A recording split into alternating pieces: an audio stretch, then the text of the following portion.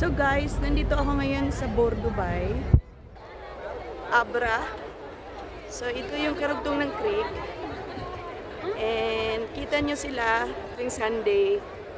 Dito yan, tagpuan nila. Kadalasan yan, mga Nepali, mga ibang lahi.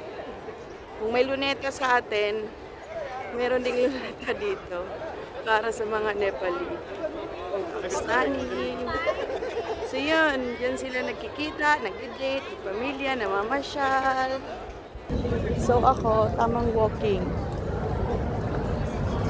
Maganda nga naman kasi yung lugar, tingnan nyo. Diba? Madalas ko na itong binivideo kasi favorite ko to na lugar.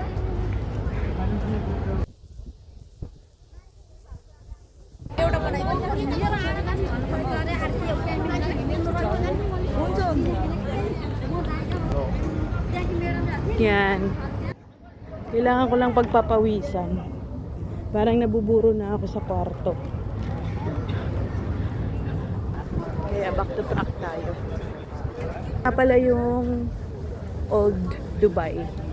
Ito yung pinakalumang Dubai na dito mo makikita yung mga old structure ng kanilang mga flats. Commercial.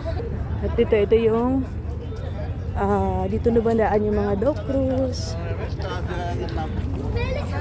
Daming tao ngayon kasi maganda yung panahon. Hindi rin malamig, hindi mainit.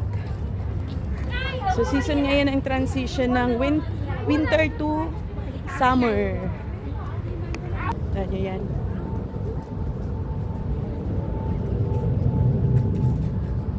Punta tayo dun sa dulo. Dun. So pinakadulo na yan. Wala pa kayong makikitang tumatakbo dyan dahil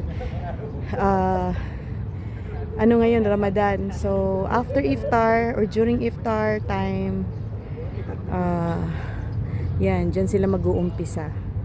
Yung dock cruise, mga floating restaurant, yun, dyan sila mag-start mag-operate.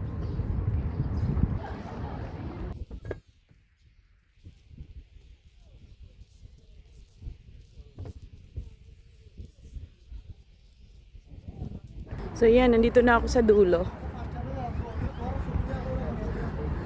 Aabutin natin yung pinakadulo niya. Ayan, yung ilalim ng bridge. Then, babalik. Ayan guys, may nag-start ng mag-operate. So, ibig sabihin yan, iftar na.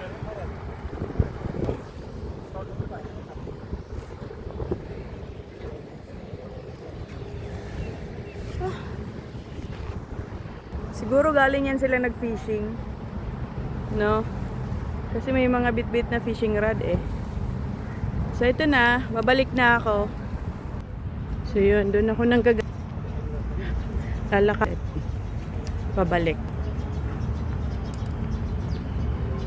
So yun na guys, malapit na akong matapos na isang round ko na. Pinagpawisan na naman ako.